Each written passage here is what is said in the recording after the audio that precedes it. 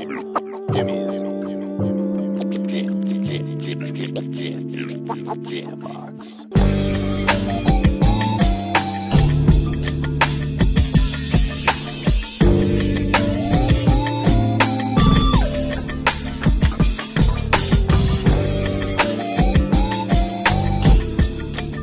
Keep jamming. Hello, everybody. Welcome to another exciting episode of Jimmy's Jam Box. We're here. We're back at it again, and we're going to get on into it. But before we do, as always, please make sure to like, subscribe, push all the buttons, do all the things. You know, I don't know where they are, but you do, and I trust you. And with that being said, let's go ahead and get on into it. Here is today's guest. Hi, y'all. I'm Zai Redd. I'm a local artist in Portland. I rap, I produce, and yeah. Hell yeah. Hell yeah. Thank you so much for joining us. Thank you for having me. Why don't you go ahead and just stick with that? Go ahead and tell us a little bit about, like where you're from, what you do. Give us that like Tinder profile of your involvement with music. Got you. So I was born and raised out here in Portland. I grew up kind of like in St. John's and a little bit out in Rockwood for a while. But my heart was always kind of downtown. I was kind of a street kid, so that's, But my relationship with music is it's always kind of been a part of me. My mom, she was an artist. My dad was really big into jazz music and stuff like that. So like percussion was always kind of a big thing for me. Mm-hmm. I played in like a jazz band when I was in like middle school and stuff like that. And then I just kind of dropped off for like a really long time. Cause I'm like, it's not really like fueling me anymore. Like band classes really don't do it, Yeah. It's all like rhythm, it's all like routine and stuff like that. You don't really have any like freedom to do anything. So I kind of dropped off of that for a while and then started like freestyling with my homies and stuff for a couple of years. And then like I want to say like 4 or 5 years ago is when I started actually recording music and like trying to take it a little bit more seriously. Okay. Hell yeah. And so do you play any instruments now or did you kind of leave that behind? I still do play the drums. I haven't played in a while, but like I still got that kind of rhythm in me and stuff. Do you have a kit? No, I wish I had a kit. I got a tiny apartment, but I'd probably drive my fiance crazy with one of those. Yeah. But I play the piano. I'm starting to teach myself like chords and stuff. I'm taking a couple of piano classes up at PCC, so hopefully that kind of helps me get my groove and chords a little bit better. Hell yeah. Yeah. And now, like, did you grow up in like a musical household? Yes and no. Like, music was always playing when the TV did. Like, I was always kind of a TV kid, but the sound was never on. They had the subtitles on, so they just played the music in the background, so I'd had something to watch.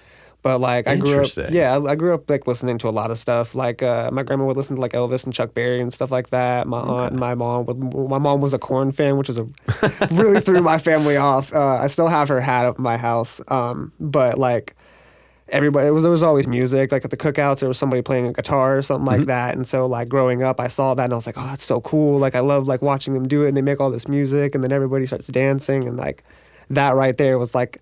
My little moment was like, I want to learn how to do that. I want to learn how to do what they do. Hell yeah. Yeah. Hell yeah. All right, now this next question is one that we ask early. We ask it often, and it's definitely a crowd favorite.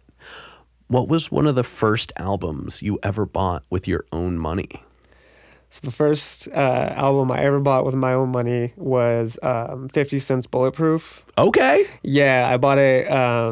I think I was like at Walmart with my aunt, and I was like, please, I just want it so bad. Because my cousin showed me like a burnt tape, because LimeWire was real popular. So he showed me this burnt tape with like a bunch of 50 Cent cuts, and I was like, I remember this name. So I took it home, and I must have played the shit out of it. Like it was stuck in my boombox until like I think like a year after. I ended up giving it to my homie as a birthday present because his mom wouldn't buy him any hip hop records, and I was like, no, I got you. Yeah, man. You can't do that. Yeah, you can't do that. You can't do that. And it's a classic album too, so I'm like, I got to put you on this, man. You can have it. Hell yeah. Okay. I remember when I was younger. A buddy of mine gave me a copy of Steal This Album. Oh, yes. Hell yeah. I didn't realize at the time that it was just a burned copy because the CD looked like legit. A burnt CD. So like for the longest time I was like, oh man, he gave me his copy. And then I like looked at it later. I was like, oh, you son of a bitch. You got me. You got me good. That's such a solid premise for an album. Like, fuck it, just steal it. Yeah. I mean, that was like kind of that was a different time in music, for sure. It was, for sure. That was a real lawless time. It was. Hell yeah. Hell yeah. System of a Down, if you ever want to be on the show. Please. Yeah, like, make it happen. We will do that. All right. And then tell us about like one of the first shows you ever went to that was like a show that you wanted to go to. My first show was the first time Slug Christ came to Portland. Okay. Yeah, it was at this, like, I think it was like Bistro 23 was the name of the venue or something like that. And it was like really, really low key. There was like nobody really, there wasn't a lot of people there, but I was just hyped about it. And like I got to go outside and smoke a cigarette with him and catch like my first picture. Did they perform with anybody? No, it was just, I think that Narf was there. Like I saw her in the back and I saw a couple people, but like nobody really got on stage. And I was like, all right, I see it. No, I gotcha. Yeah, it was pretty cool. I actually, I think not the next time he came out, but a couple times after, AK threw a show with Slug Christ on it, and that's why I got to open for Slug Christ. Hell yeah. And so it was like a little full circle for me. And I was man, like, that's hell wild. Yeah, it was like filling out one of my dreams. Did you tell them that was that? Oh yeah, no, definitely. I was like, hey, yo, I don't mean to be corny, dog, but like this is like one of my life goals right here. Hey, that's something though, for sure. That's a really cool experience. It was, yeah. Hell yeah. Now why don't we go ahead and dive into you as the artist? All right. And we're going to get the easy one out of the way. Okay. How did you pick your name? So, well, Zai is my name. I kind of got the red part just because it's my favorite color. I've always had I've always had an obsession with it. Like since I was a little kid, my favorite Power Ranger was the Red Ranger because I'm like, he's cool as shit. He gets the T-Rex. He always gets the cool stuff. Facts. You know what I mean? Facts. Growing up, it's just always kind of been like something that kind of clicked with me was the color red. So I was like, well, I'll put that as the second part of my name. Okay. Yeah. Okay. Well, a little bit of thought in there. I like that. Yeah, a little bit, not too much. I like that. And then take us through your writing process. And specifically, let's focus on when inspiration strikes, obviously. What are some of the first things that you do every time? So, like, I know everybody's process changes, you know, like it just on the wind. Right. But, like, what are the things that you do every time? And then tell us about what decides a track is done. Okay. I would say like what starts a track for me is typically like an idea.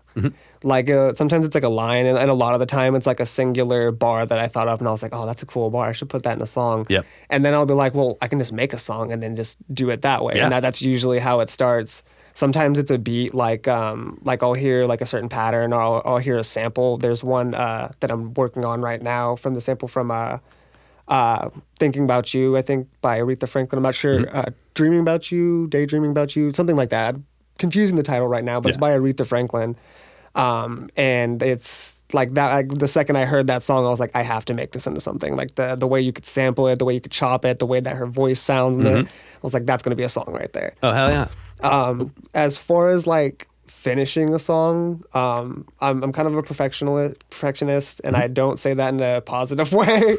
I'm very over analytical, so like it's hard for me to say when a track is done. But typically for me, it's like when I'm fully satisfied with it, where it's like checked all the boxes of what I wanted to get accomplished through that track. Gotcha. And sometimes like a little part's not EQ'd quite the way you wanted to, but like in a grand scheme, it's kind of hard for me to say that any track is always finished because there's always the little thing you can tweak inside of it.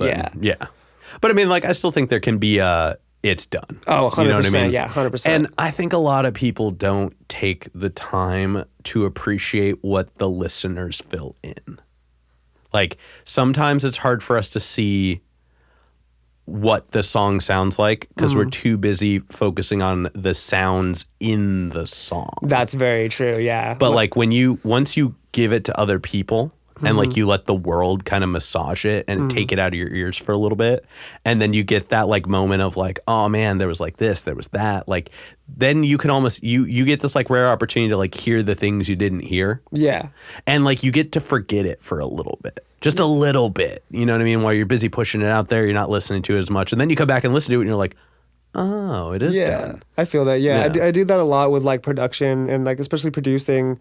You'll have like this one little sound that your ear will start catching, and that's all you hear in the mix now. And then you start EQing and you over EQ it because like you don't want to hear it too much. And then you go back to the mix later and you're like, why is this so quiet? Why did I hear this so loud? Like, why is this so thin all of a sudden? You're like, oh, because you had to EQ 400 bits of it to make it that one sound go away. Exactly. And then you didn't even realize, but it was the sound that everybody would have loved. Exactly. Yeah. And I luckily my fiance is always a big support for me, and like she'll always listen to my mixes and she'll be like, hey, can I be honest? She'll even give me positive feedback, negative feedback, but it's always like, from a loving place. But I always ask my friends when they show me new music, especially like unfinished stuff, I'm like, do you want me to listen with my listening ears or my production ears? Yeah, and that's what my friends ask too. Yeah. Yeah, because I'm fine listening to it as a listener, fine listening to it as an engineer, or I'm just fine listening to it as kind of like a healthy hybrid based off of the relationship of the person. But I think it's always important to check. Like even in the beginning, like I'll show somebody a finished something and they'll want to dig into it, and I'll be like, no.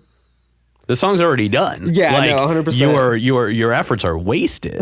Like, not that I don't appreciate them, but save that for something I'm working on, not something that's already been released. Right, 100%. Like, now I just want you to listen to it and either enjoy it or don't. Yeah. Like, it's out. Yeah, it's out. I've already put it out. I'm not going to take it back and then re-release it. Yeah, I'm not going to be like, sorry guys, Derek said that it wasn't okay in the low to high mids, so I have to go in and scoop that out. Yeah, if anybody wants to complain, you can take it up with Derek, I guess. Yeah. He's going to be remixing it. Don't worry. We're going to give him all the work. Don't worry. Just text him if you want to hear it. Yeah. But also, I think a lot of people get really hung up on the little things. Like, I think that there's something to be said about putting music out in general. But also, I think that in the beginning, you can't get too stuck on some of the little stuff because it's not going to matter. Yeah, no. Like that snare sound on the third song you ever made is not going to be the impact of your career. You know what I mean? Yeah. Like, and I think it shows almost more growth from continuing to put stuff out than making one song that sounds perfect. Yeah, 100%. Yeah, and I struggle with that myself too. Like I got a lot of stuff that's sitting in back catalog, and I'm like, I could drop this, but it's, you know, in my mind, I'm always like, but is it quite there? Am I, you know? And as a new producer, like, like I want to make sure I'm doing it right. Well, there's also we as just a society musically, we have been basically trained around this narrative of like, you know, over intent, extra purposes, things like that. So you should always put out music because you want to, obviously, first and foremost. Yeah. But I think like part of it is that your journey is going to change, your story is going to change so much that like you have to ask yourself, is it worth putting out the current narrative? Right. Like, but if it's not worth putting it out currently, was it worth writing? You know what I mean? 100%. And then it goes in that loop, yeah. that rabbit hole where it's like that spiraling staircase. Yeah. And like, I think in my humble opinion, as a guy with a thought, like I think it's always better to just put music out. Yeah.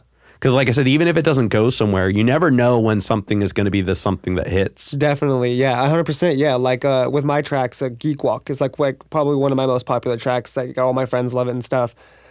And every time I listen to it, I'm like, this is the one. And I'm like I get it. You know, it's a really fun track, and I had a lot of fun making it. But like, and then I'll listen to what's it called, McLaughlin or like Retaliate or something like that. Something I put a little bit more of my heart into, and they're like, oh yeah, this is good. But Geek Walk is my favorite. Yeah. And I'm like, all right, yeah, maybe I am thinking this over a little bit too much. Yeah, and I mean, and there's nothing wrong with that. You know what I mean? Like I like to tell. I've definitely not the first time I told this story, but I always look back to a band that I'm a pretty big fan of called Chromeo. Okay. And they have this song called Mama's Boy. Gotcha. And it's like super doo-woppy. Okay. Like I can, it's like bum bum boom bum boo boo bum boo boo bum boo da da da da. Like it's just very like doo-woppy is exactly the descriptive word for it. Nice. And the front man Dave One just didn't vibe with it.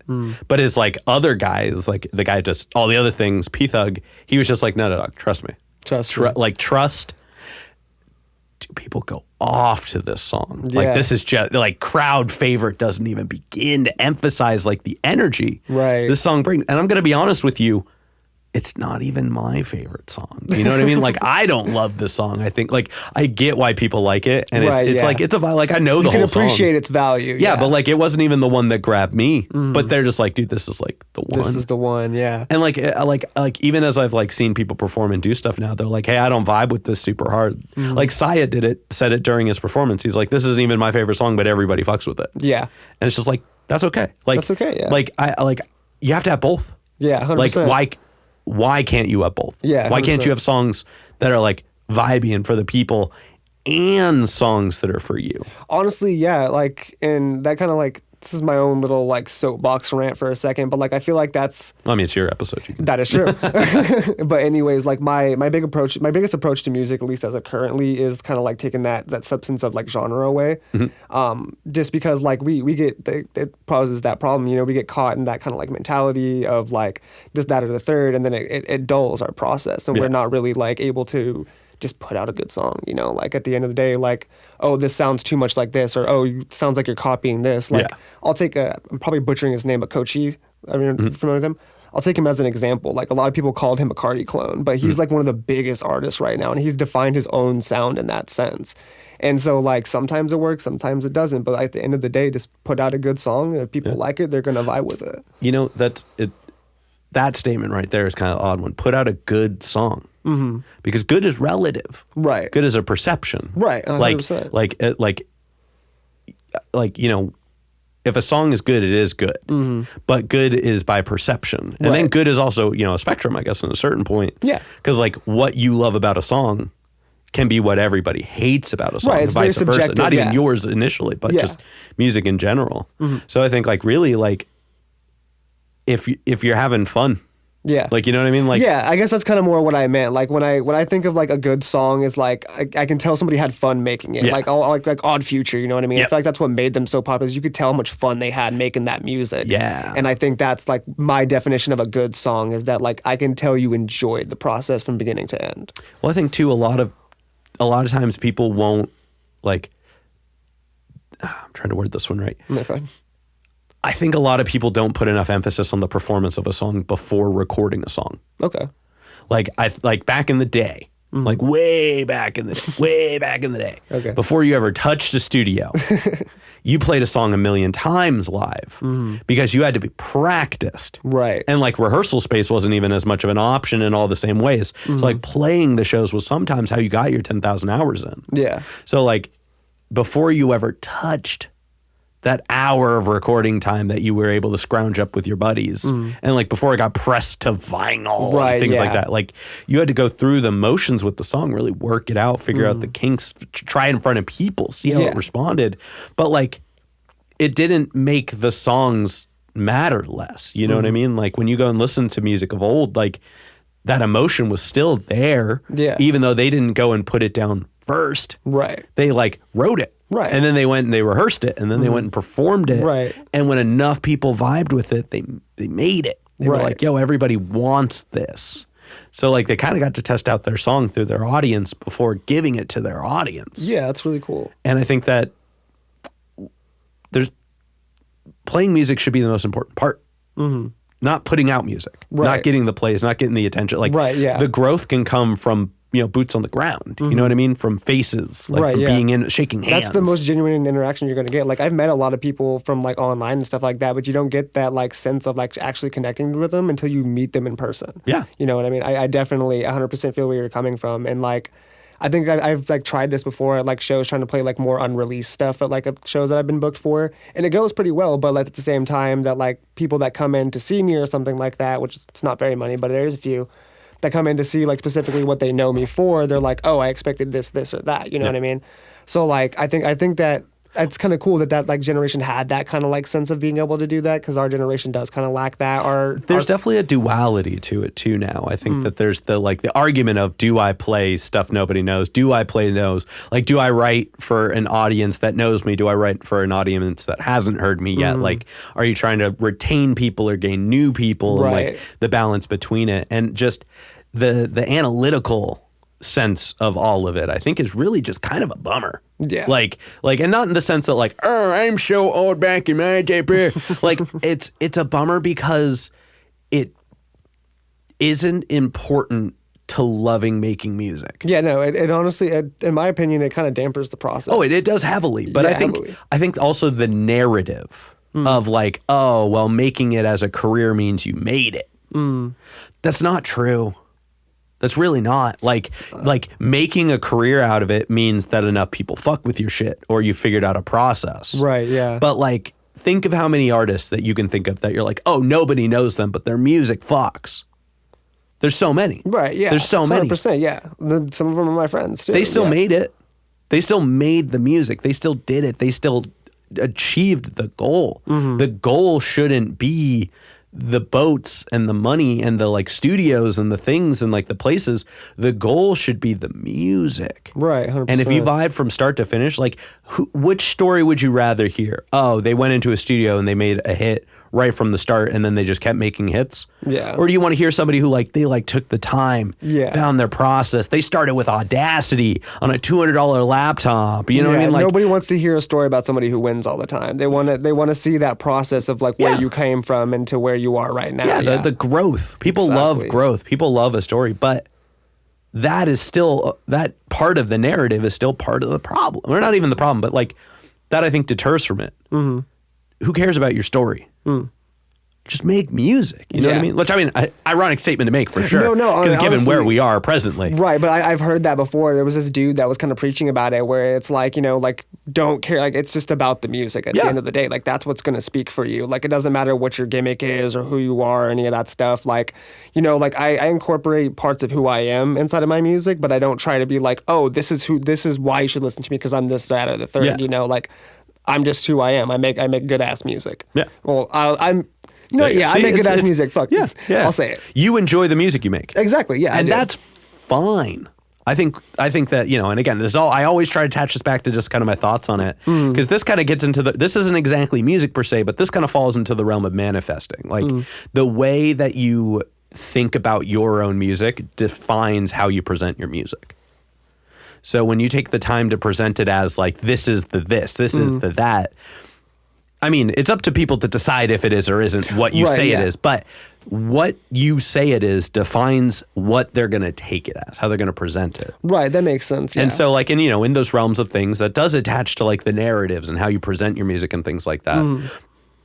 But we now are trying so hard to get our music to people that hear it before they hear our narratives. So if that is still the goal of all the promotion, if the goal of all the ads, if the goal of all the marketing, if the goal of all the pronouncing, the soapboxing is to get your music in front of people who haven't heard your narrative or what you have to say about your own music. Yeah. Isn't it up to your music to say what your music is about at that point? 100%. I feel like that's kind of the point. And I mean, like, what was it? Sorry, I'm blanking on my head for a minute. I feel like that was kind of like part of Wu-Tang's statement, like at least to what I've seen. I watched the documentary not too long ago, so can kind of. I thought they just weren't something to fuck with. Well, I mean, obviously, Wu-Tang ain't never been nothing to fuck with, but like I'm sorry, I kind of lost my train of thought there for a second. You're good. But it. Sorry, it's ADHD moment. No, you're fine. We've definitely barreled on this one for a minute, too. I think we've definitely kind of beaten this one into the ground. Yeah, definitely. But, I mean, I don't usually get to run on this topic for very long, so that was a lot of fun. Hell yeah. But let's get back into it, and we're gonna dive right into the next question. Cool. Tell us either about your most favorite show or, like, the most wildest show you've ever performed at. Now, I kind of have a feeling I might know which one it is already.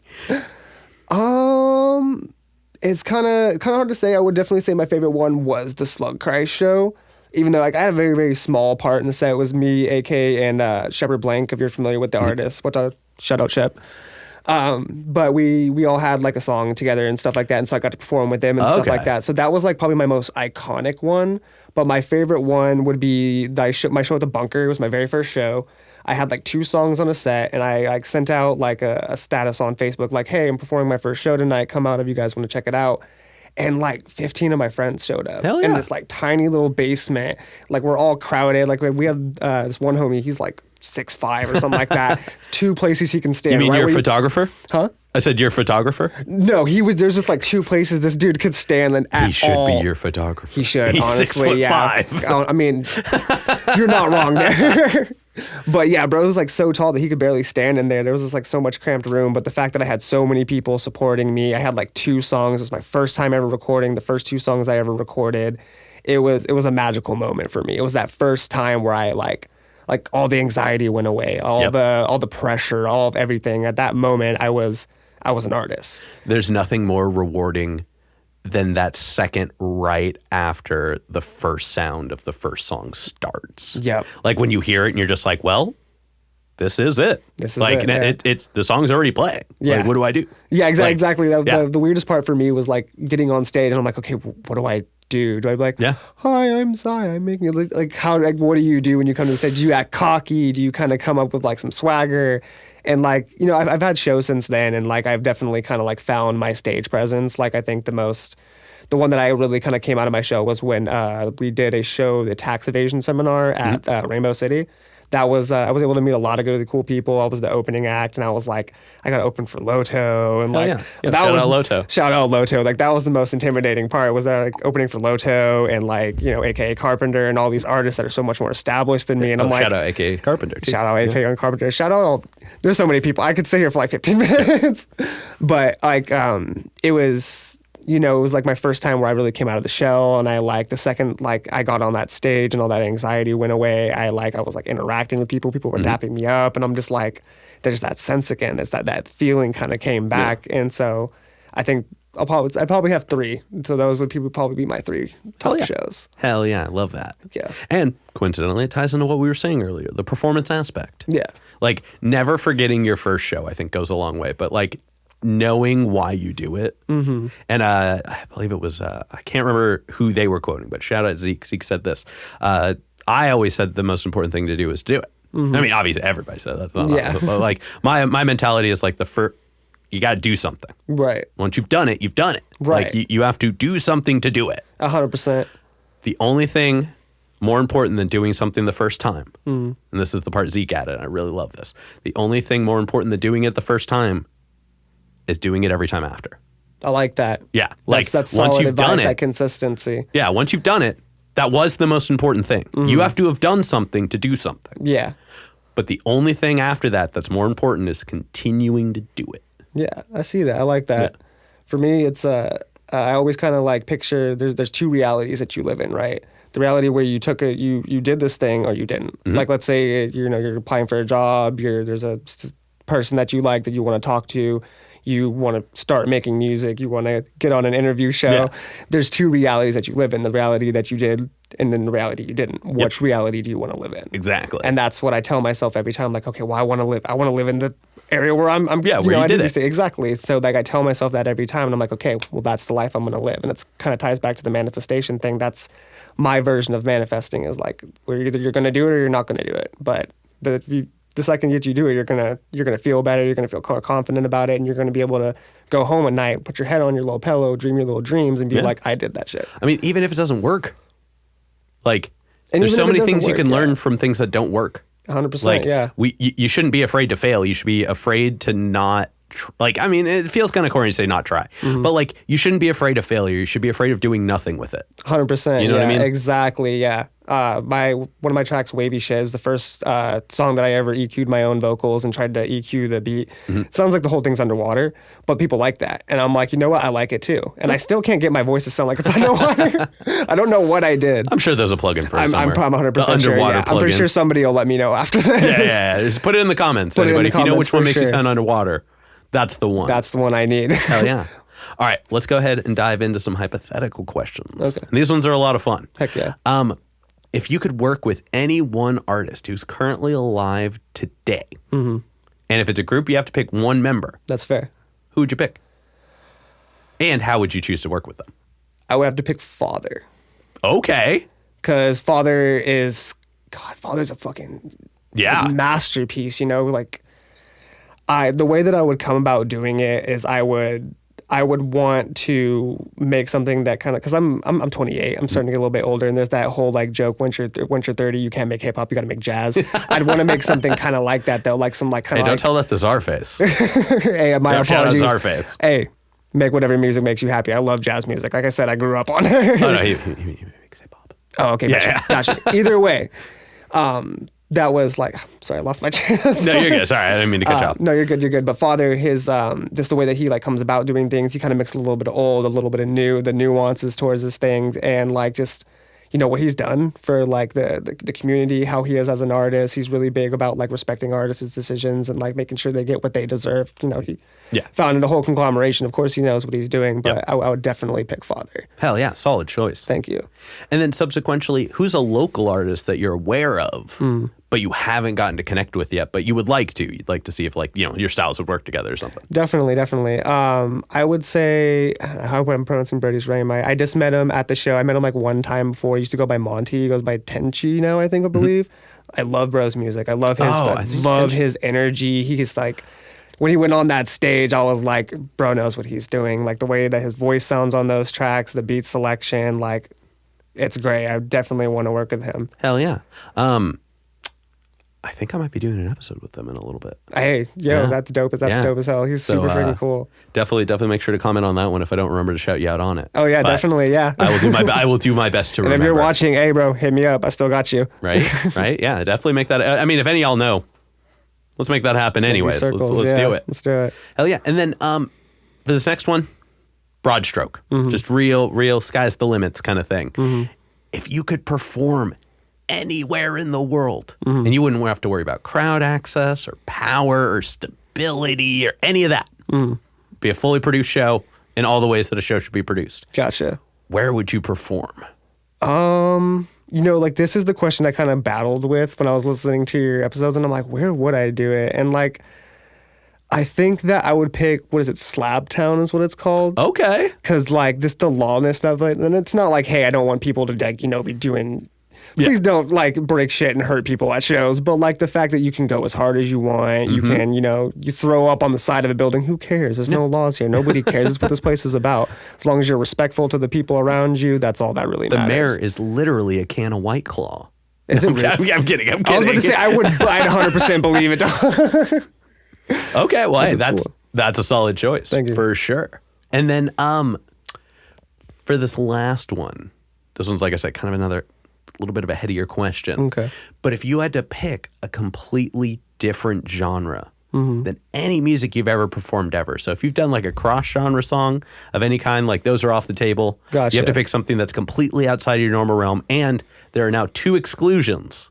You can't pick country, and you can't pick electronic music. Oh, that's fine. I mean, the type of music I'm making right now is mixed with electronic, so I already knew that was off the table. Yeah. I'm already getting into that one. But I think, and I'm not sure if I've crossed this genre too much, but like I was a really big fan of like punk music growing up, especially what's it called? Suicidal Tendencies. Yep. One of my all-time favorites. And so I'd probably want to make something like that. Just just like express your emotions, get that rage out, some heavy chords in the back, some nice beating drums. That'd probably be just really clear vocals sung beautifully with like a really tenured ear. Yeah. Yeah. And a very quiet room. Exactly. Perfect acoustics. Exactly. Yeah, definitely. I know exactly what you're talking about. Yes.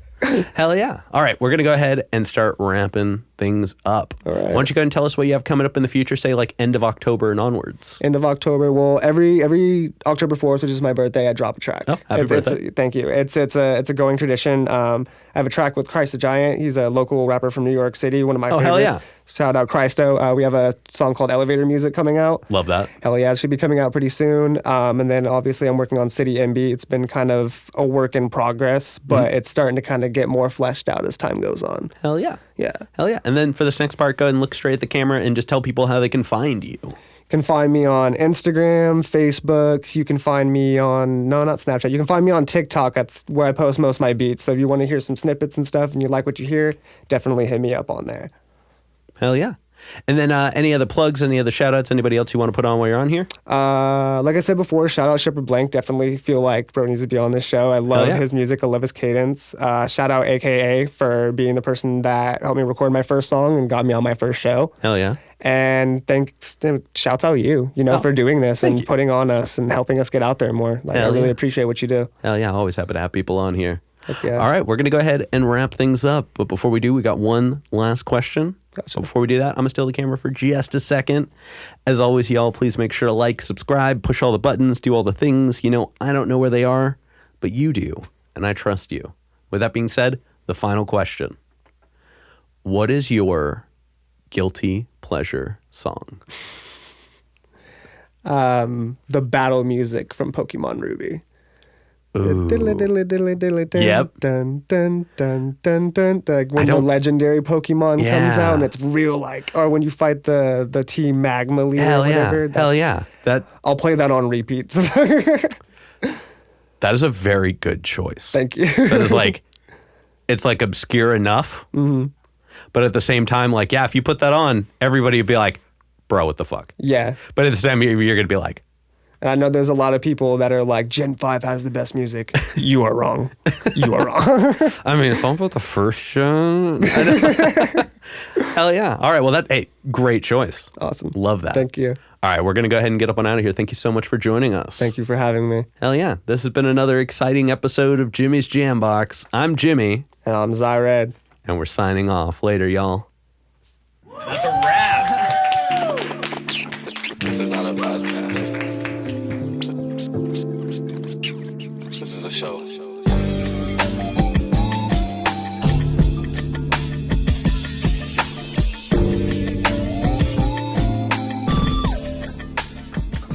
Keep jamming.